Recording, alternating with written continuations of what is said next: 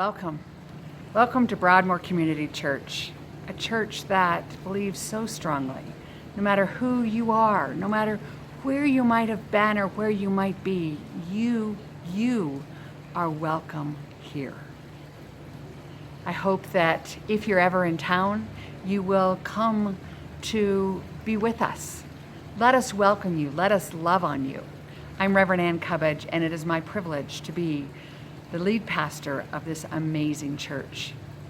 If you happen to be in town, I do want to invite you this afternoon at 2 o'clock to an ice cream social. Oh my gosh, I love ice cream socials. And at 2:30, there will be a melodrama. Donations will be picked up, but it is a free event. You'll want to bring a chair. We'll be outside, assuming it's not raining. So that's today at 2 and 2:30. I hope you will consider coming. I also wanted to let you know that today during worship, we will be celebrating communion. So you will want to have bread and juice or something available in your home or wherever it is that you are worshiping with us. As we go into worship this day, there are several things that ran on the slides just before I came on. I do want to mention to you that our small groups are continuing. Most of them are in person, but there is always a Zoom option.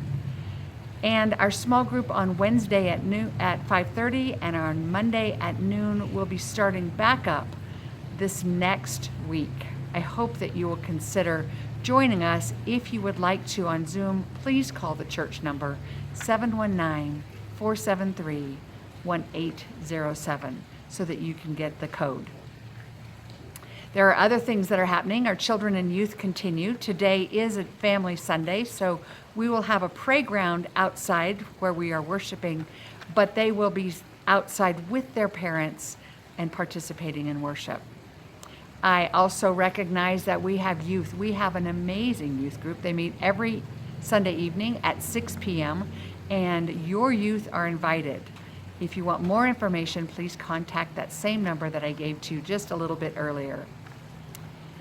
The ministries of this church continue. We just celebrated our World Holiday Market last week that provides free of charge tables and space, as well as the PR for people who are fair trade, who make their own things, who bring things up from Ecuador or from the Far East and sell them so that the people who make those can make a living wage. That has been an amazing ministry of ours. We also continue to create breakfast burritos for our West Side neighbors who may be out of a home or maybe just having troubles financially. There are any number of ways that you can participate, but one of those for our online congregation is that you can give. If you go to our website, broadmoorchurch.org, there is a donate button, or you can give through text. You can give by sending in a check or bringing in a check at 315 Lake Avenue, Colorado Springs, 80906. You may certainly just come to worship. We worship at 9:30 a.m. each Sunday. Or you may simply give of your prayers. That is huge. Please pray for the ministries of this church. Please pray for the people of this church, and we will in turn pray for you. I hope that you have signed in on that first button on our website. We would like to get to know you. Or give us a call or send me an email, acubbage@broadmoorchurch.org. And now let us go into worship. We come to hear the stories of other people in another world long ago. We come to hear the stories that are also about us today in this place. God give us ears to listen, eyes to see, hearts to accept.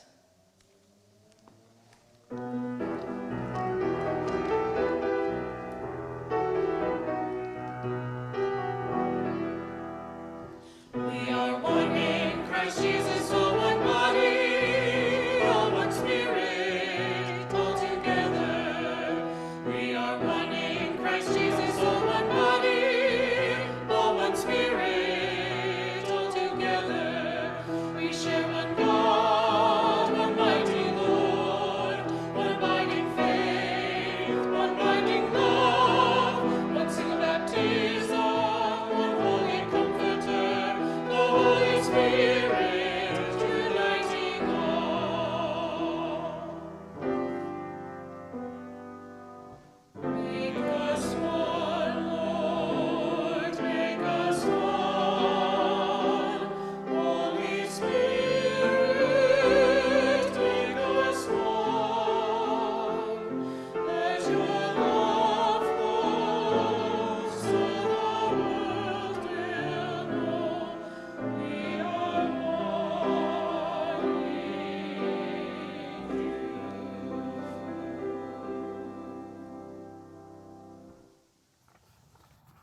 invite you to join me in this beautiful space as we open ourselves to God and to worship. Let us pray. We are called to live lives that are worthy of the name child of God. But oh God, so often we fail to do that more than we succeed. God, we are full of pride and brash behaviors. We're important and impatient when we think about our sisters and brothers, and we so quickly abandon or strike out against anyone who disagrees with us. Forgive us for our ways, O God. Remind us that unity does not require uniformity, and teach us to see that you created us, your one body, to have many parts. Give us grace and wisdom to work together as your people, that we may show your love and be imitators of you. Amen. Good morning, everyone. How are you? It's Miss Liz, and I'm so excited to see you all again. Thank you for tuning in and watching. I'm really glad you're here. Today, I'm going to be reading our scripture passage from the Bible and giving the kids time. I'm going to kind of tie the two together. Now, for you kids that are watching, this is going to be a little bit longer than normal, but see if you can hang in there with me, okay? So, our reading today comes from the book of Ephesians, chapter 4, verses 7 and 11 to 16.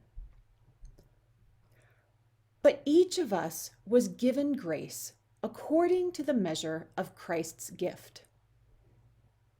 The gifts he gave were that some would be apostles, some prophets, some evangelists, some pastors and teachers, to equip the saints for the work of ministry, for building up the body of Christ, until all of us come to the unity of the faith and the knowledge of the Son of God, to maturity, to the measure of the full stature of Christ. We must no longer be children, tossed to and fro and blown about by every wind of doctrine, by people's trickery, by their craftiness in deceitful scheming. But speaking the truth in love, we must grow up in every way into him who is the head, into Christ, from whom the whole body, joined and knit together by every ligament with which it is equipped, as each part is working properly, promotes the body's growth in building itself up in love. Now, for the kids' part of this, you may be wondering, what on earth does that all mean? It's a good question. So, I'm going to tell you a little story about me when I was younger. I think I was in about 6th or 7th grade. I played the violin. I was pretty good at playing the violin, and I liked it. But there was this other girl in my class. Her name was Danielle. She didn't play the violin, but she could sing so well. It was amazing, beautiful. And to tell you the truth, I was a little bit jealous of Danielle. I wished I could sing like that. In comparison, playing the violin just seemed, I don't know, kind of boring, maybe nerdy. It wasn't as cool as being able to sing like that. So I was a little bit angry. I thought, how come I can't sing like Danielle can sing? I think this passage is kind of talking to a situation like that.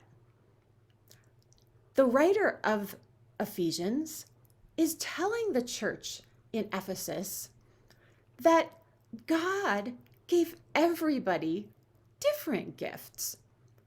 Yeah, not the same one, different gifts. And God did that so that these gifts could kind of knit themselves together and work together in different ways to make the church function well together, to work well with one another, and to also be able to take God's love into the rest of the world.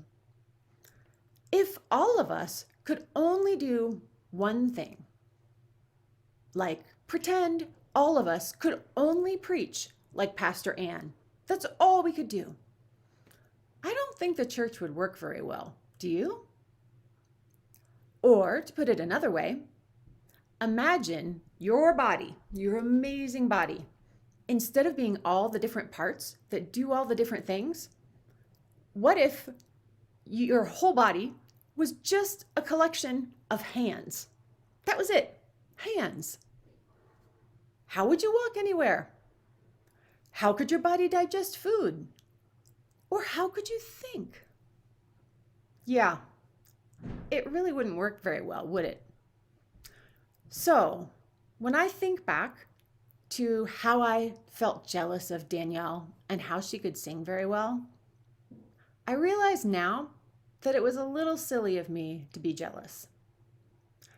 God gave Danielle the gift of being able to sing, and God gave me the gift of playing the violin so that we could share the love, the wonder of God with people in different ways.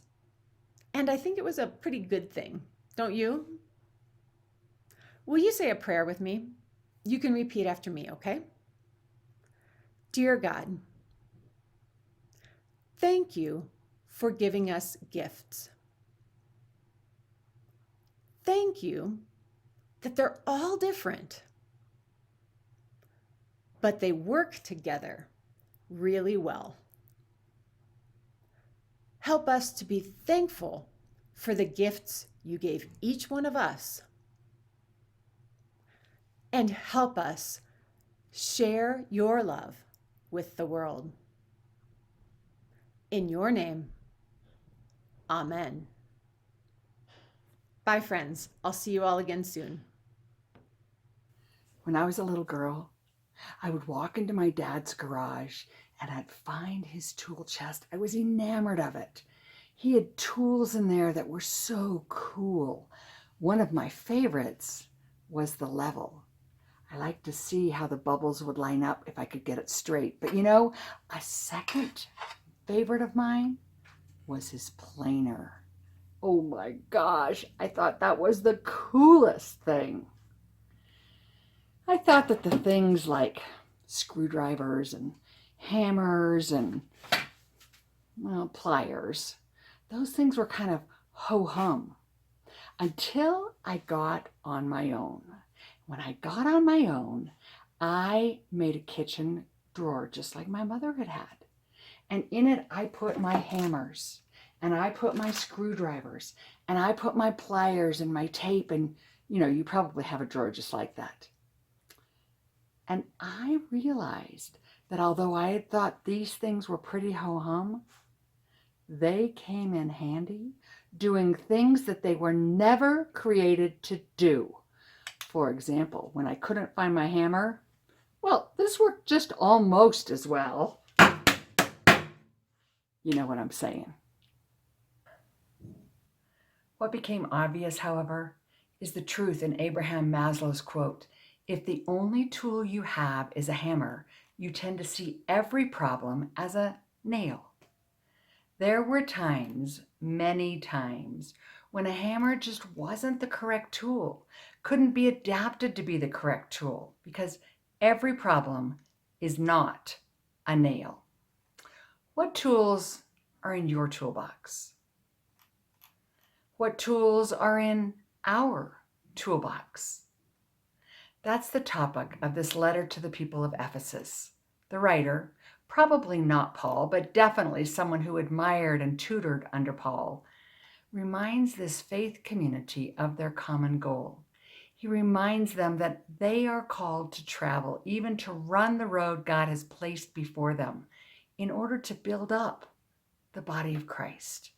And he writes, everything you are and think and do is permeated with oneness.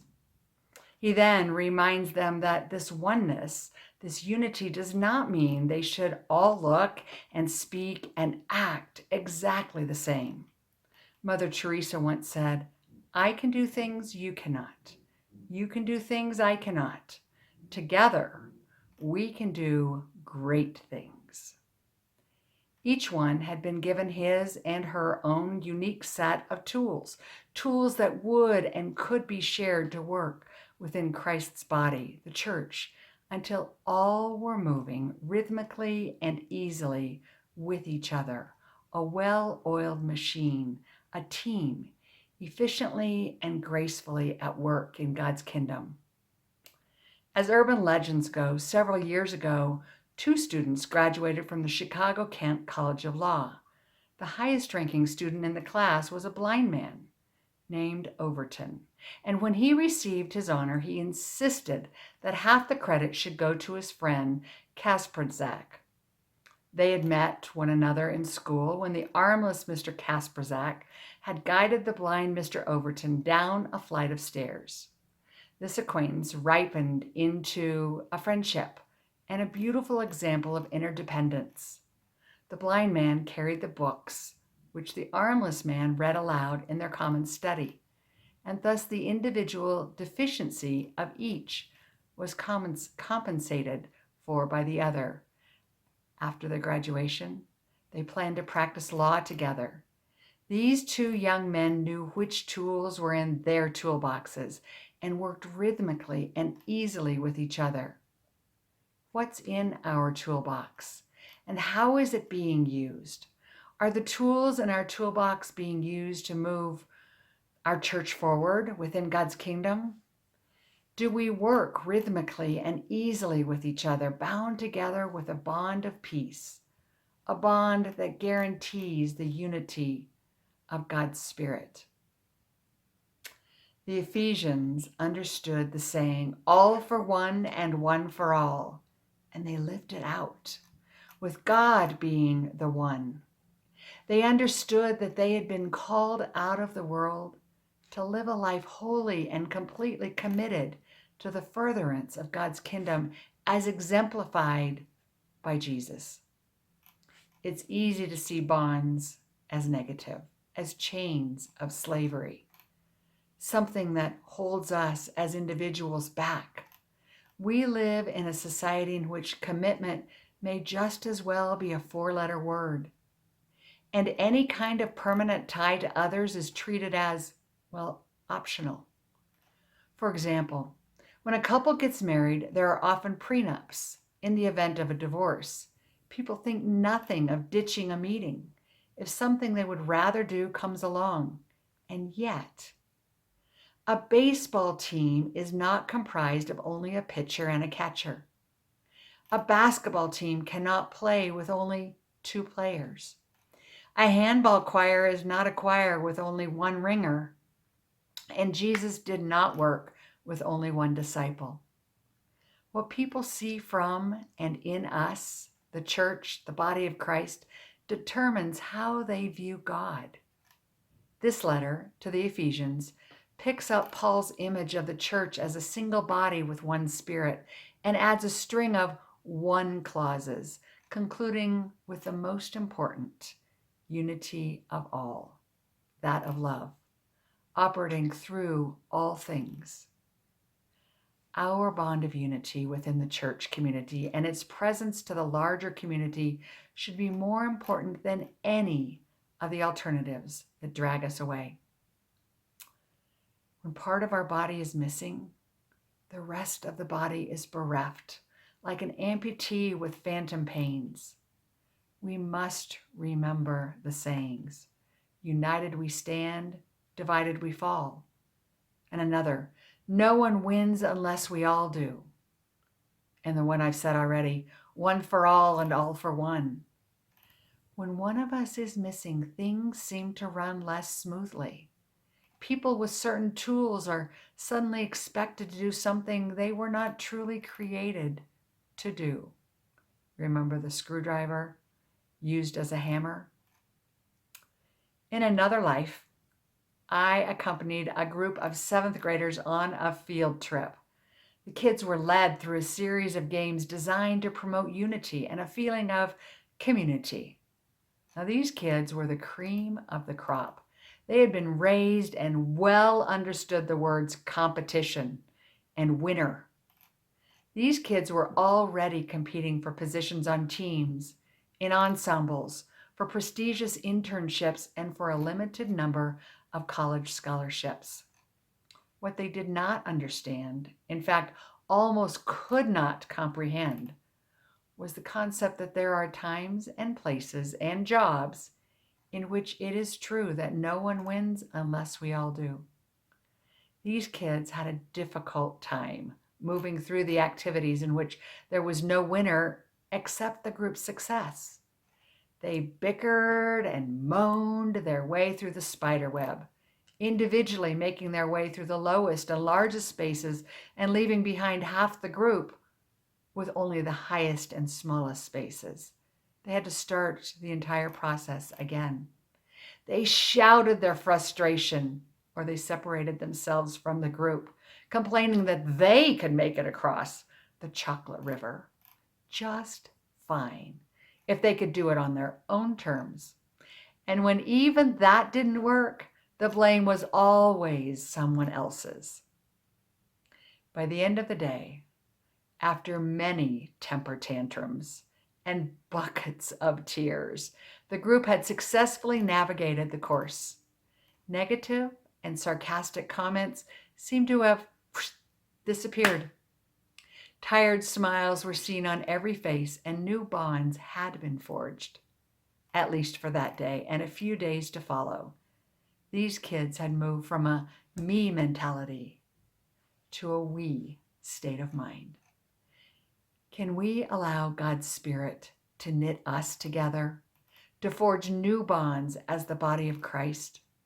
Can we submit to God's bond of peace? Will we, with our tools of humility and patience, work together towards the one goal, generously forgiving one another as Christ forgave his torturers? Will we embrace one another in love? We are called to be one. I have found the following anonymous quote to be quite true. Snowflakes are fragile, but if enough of them get together, they can stop traffic. Christians are fragile, but enough of them, when they get together, can move mountains. We are so much more than the sum of our parts.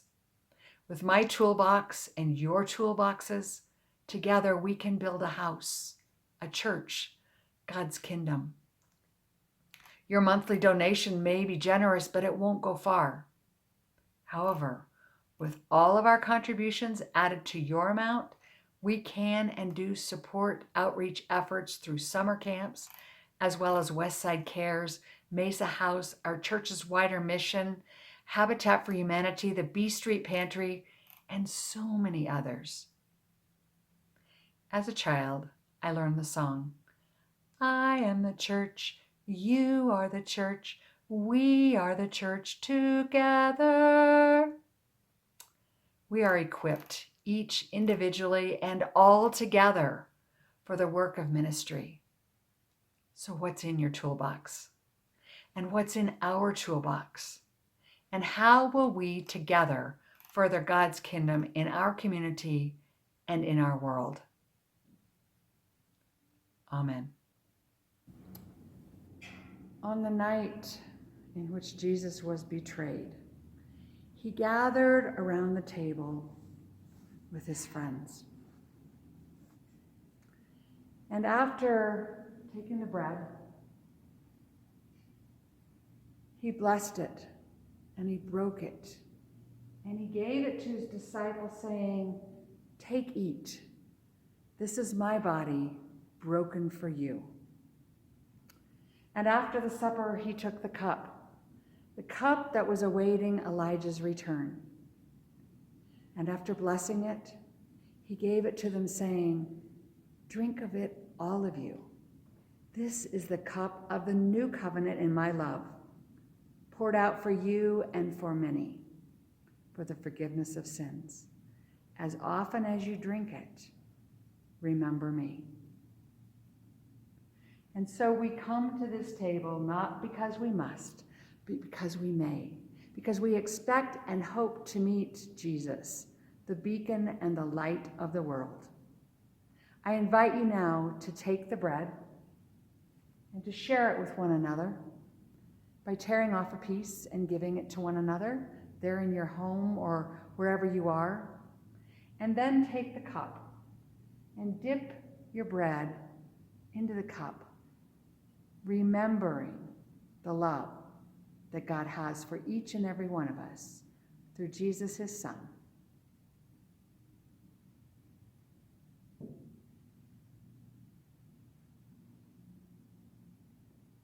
Amen.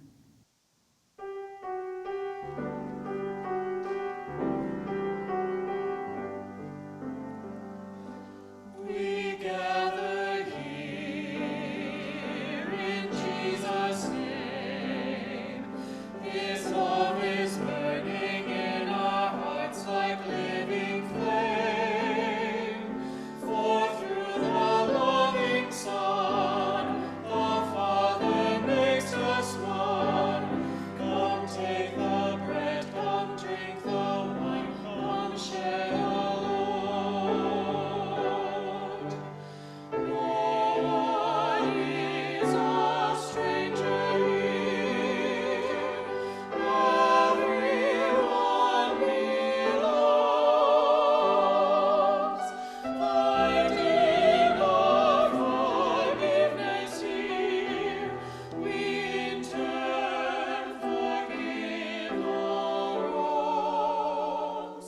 He joins us here, he breaks the bread. The Lord who pours the cup is risen from the dead. The one we love the most is now our gracious host.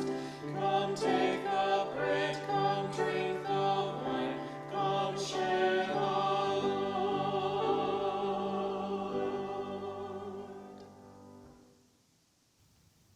And in this quiet sanctuary, I invite you to join me in prayer, saying the prayer that Jesus taught his disciples. Our Father, who art in heaven, hallowed be thy name. Thy kingdom come, thy will be done on earth as it is in heaven. Give us this day our daily bread, and forgive us our trespasses, as we forgive those who trespass against us. And lead us not into temptation, but deliver us from evil. For thine is the kingdom and the power and the glory forever. Amen.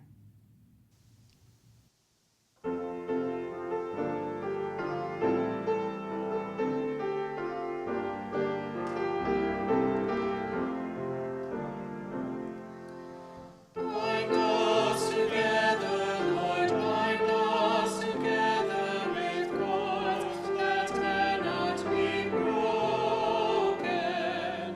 Bind us together, Lord, bind us together